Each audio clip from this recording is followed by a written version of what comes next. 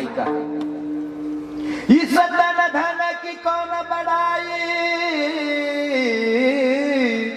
देखत नैनन में मिटी लाई. इस तन धन की कौन बड़ाई,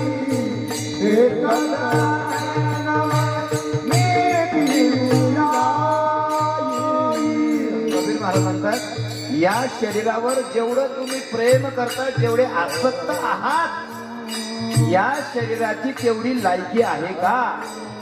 आजपर्यंत आम्ही किती साबण खलास केले, थोडा विचार करा या शरीरासाठी.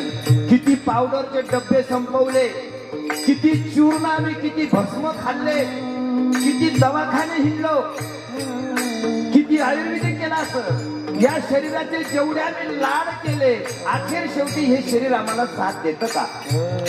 देतं साथ? कबीर महाराज म्हणतात, ही सगळ्यांना धन की कौन बढाई. काय बढाई असे शरीराचे? देखत नयन में मिट्टी मिलाई, हाड जले जैसे लकड़ी की मोर. दादा, शेवटच्या कालखंडामध्ये तुम्हाला तिरडीवर बांधतात, चौकाच्या खांद्यावर नेतात, त्या स्मशानभूमीमध्ये लाकडं रचल्या जातात, तुम्हाला ठेवतात, तुमच्या तोंडावर गौरी ठेवतात, लाकूड ठेवतात आणि मुलाला सांगतात ते मुखाग्नी. शब्द किती सोजवळ आहे अण्णा, किती गोड शब्द आहे. मुखाग्नी, अरे पेटवायचंच आहे ना दादा तुला ते. आता मुखाग्नी म्हणा, नाही तर काही म्हणा. वाघाला वाघोबा म्हणा, नाही तर वाघ्या म्हणा. तो चावणार, तो खाणार, त्याच्यात काही फरक पडत नाही. कबीर महाराज म्हणतात, हाड जले जैसे लकड़ी की बोली, पाग जले जैसे घास की बोली. ज्या केसांवर आम्ही सौंदर्य मानतो ना, त्या सौंदर्याचं स्वरूप आम्ही आमचे केस समजतो, ते असे गवतासारखे चढून जातात माझ्याकडून. कबीर महाराज म्हणतात, दादा ऐक, कहेत कबीरा मोरे गुनिया, कहेत कबीरा सुन मोरे गुनिया, आप मरे पीछे डूब गई दुनिया.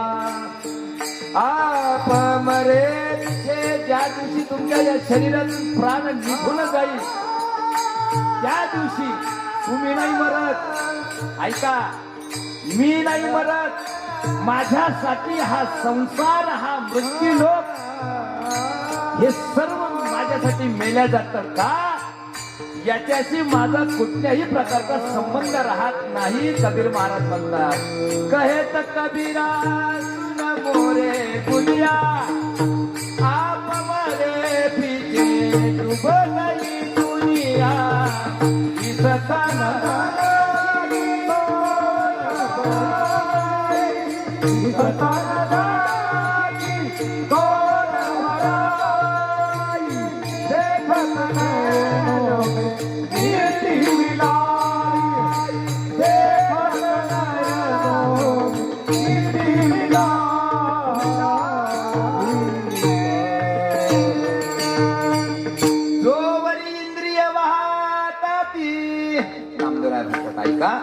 जोपर्यंत तुमचं शरीर चालतं ना दादा, तोपर्यंत हे सर्व तुम्हाला जीव लावतात. पण त्याच्यातून एक सुज्ञ व्यक्ती उठला बरं का, पुन्हा एक सुज्ञ व्यक्ती उठला. त्याने सांगितलं, नामदेव महाराज, तुमचे प्रश्न आम्ही ऐकले, तुमचा उपदेशही ऐकला, पण एक गोष्ट मी तुम्हाला सांगतो, तेवढं मात्र लक्षात ठेवा. नामदेव महाराज म्हणले, दादा तुझ्याकडे काही नवीन असेल तर सांग. मग त्याने नामदेव महाराजांना सांगायला चालू केलं, ऐका, मी ज्या कुळामध्ये जन्माला आलो, त्या कुळामध्ये आम्ही 4 भावंड, त्याच्यात मी मोठा, माझ्यावर सर्व जबाबदारी. आई वडील माझ्यावर खूप प्रेम करतात, माझे भाऊ, माझ्या बहिणी माझ्यावर खूप प्रेम करतात. आणि माझ्या आई वडिलांनी माझ्यासाठी एक वेळेस सोयरीक बघितली आणि त्या सोयरिकेमध्ये स्थळ फिक्स झालं आणि तिनं माझ्याशी लग्न केलं. ऐका, काय झालं, ज्या वेळेस एका स्त्रीचं एका पुरुषासंग लग्न होतं, त्यावेळेस त्या स्त्रीला त्या पुरुषाशी एकत्र येण्यासाठी काही शब्द घ्याव्या लागतात, काही वचन द्यावे लागतात, काही लोकांना सांगावं लागतं की मी कशी वागेल. ऐका ना, सप्तपदी हा प्रकार जो विवाह बंधनामध्ये येतो तो कशा संदर्भाने येतो? तो वचनांच्या संदर्भाने येतो. गुरुजी आपल्याकडून त्या मुलीकडून काही वचन मागून घेतात, काही वचन त्या नवरदेवाकडून मागून घेतात. मग त्याने सांगितलं, महाराज, जिचा माझ्या कुळाशी काही संबंध नसताना फक्त माझ्यावर भरोसा ठेवून तिच्या आई बापाचं घर सोडून ती माझ्या घरामध्ये येऊन राहू लागली. खूप आनंदात आहे, खूप सुखात आहे, आम्ही खूप आनंदात आहे. नामदेव महाराजांनी हात जोडले, सांगितले, दादा तुला खरं दिसूच नाही अजून पण, तुला खरं दिसूनच नाही राहिले. काय झालं? आम्ही खरं बघायलाच तयार नाही. बरं, तुम्ही म्हणाल महाराज खरं फार लय लांब आहे का? आता समजा आपण इथं बसलोय नाशिकचं, आपल्याला बघायचं नाही, बघू शकत आपण. विदाऊट सॅटेलाइट बघू शकतो का? सॅटेलाइट नाही, मोबाईल नाही, काही नाही, कसं काय बघणार? चर्मचक्षुची एवढी ताकद नाही की आम्ही नाशिकला बघू शकतो.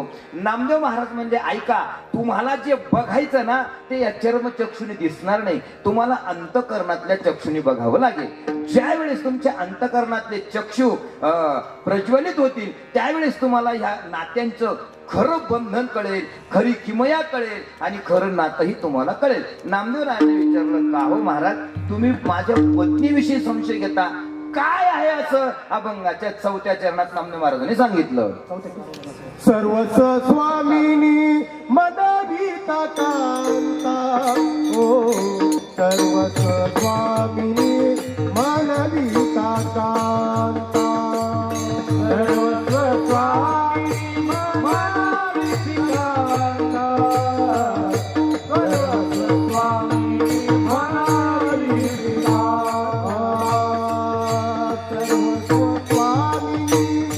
मनविता कांता, सर्वच स्वामिनी मनविता कांता, सर्वस्व स्वामिनी मनविती कांता,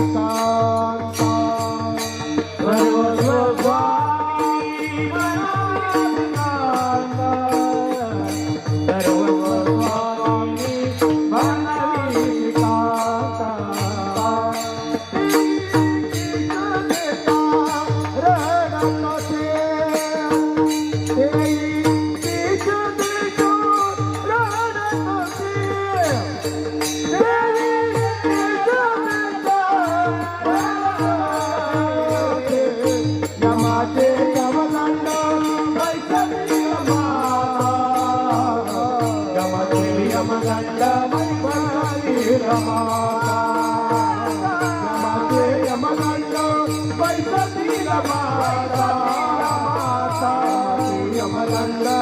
कांता,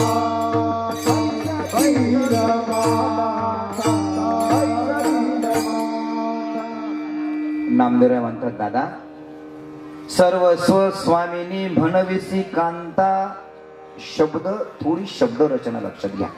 नामदेवरायांचं म्हणणं असं आहे, जी तुझ्या घरी येऊन तिचं सर्वस्व तुझ्या ताब्यात देते, किंबहुना तिच्यासाठी तूच सर्वस्व आहे, किंबहुना ती सर्वस्व तुला मानते, अशी असणारी स्वामिनी. स्वामिनी कोणाला म्हणतो आपण?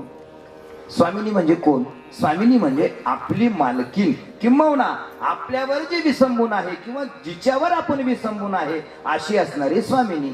सर्वस्व स्वामिनी म्हणविसी कांता, कांता नाम पत्नी. पण का हो? विठाला विठाला विठाला विठाला विठाला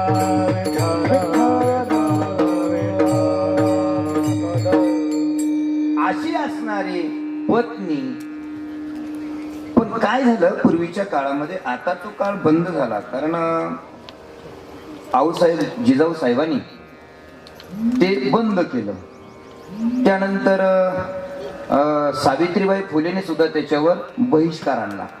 पूर्वीच्या काळामध्ये पती जर वारले तर पती संग एक तर पत्नीला सती जाण्याची प्रथा होती, ती सती जाण्याची प्रथा बंद झाली. त्याच्यानंतर त्या संदर्भाने जर ती गरोदर वगैरे असेल, काही कारण असेल ती सती न जाण्याचं, तर तिचं केश वेपन केलं जायचं. केश ओपन म्हणजे तिचे डोक्याचे केस काढून टाकावं लागायचे.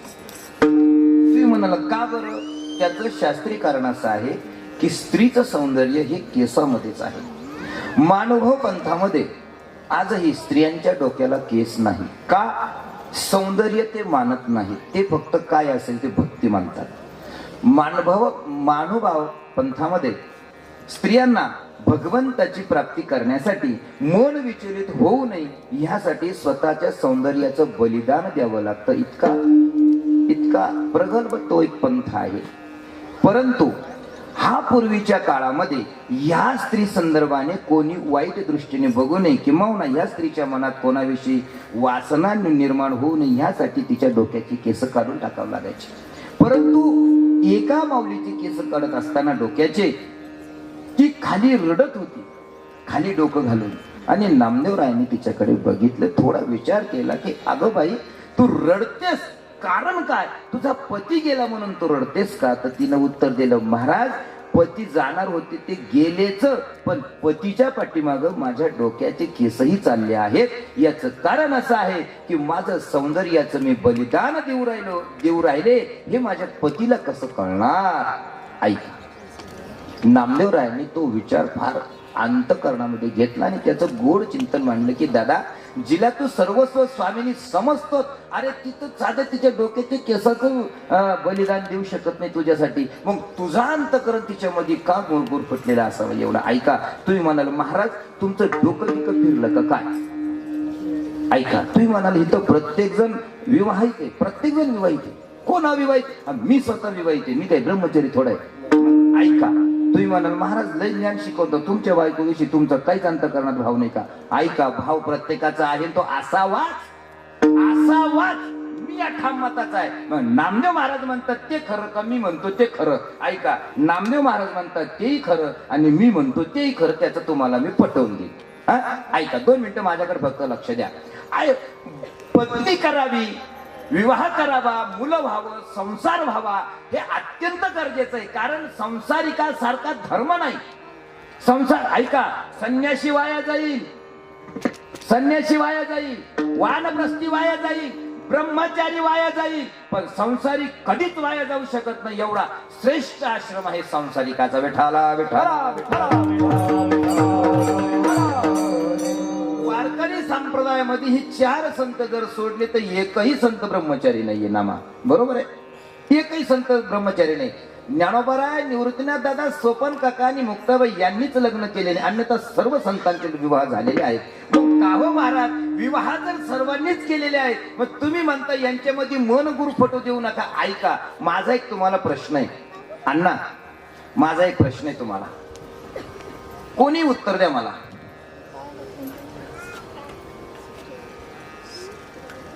नाव पाण्यात असावी का पाणी नावेत असावं? काय असावं? तुम्हाला काय वाटतं? यांना वाटतं नाव पाण्यात असावी, तुम्हाला काय वाटतं? तुम्ही नावेत प्रवास करताय ना? हा, नावेत पाणी असावं का पाणी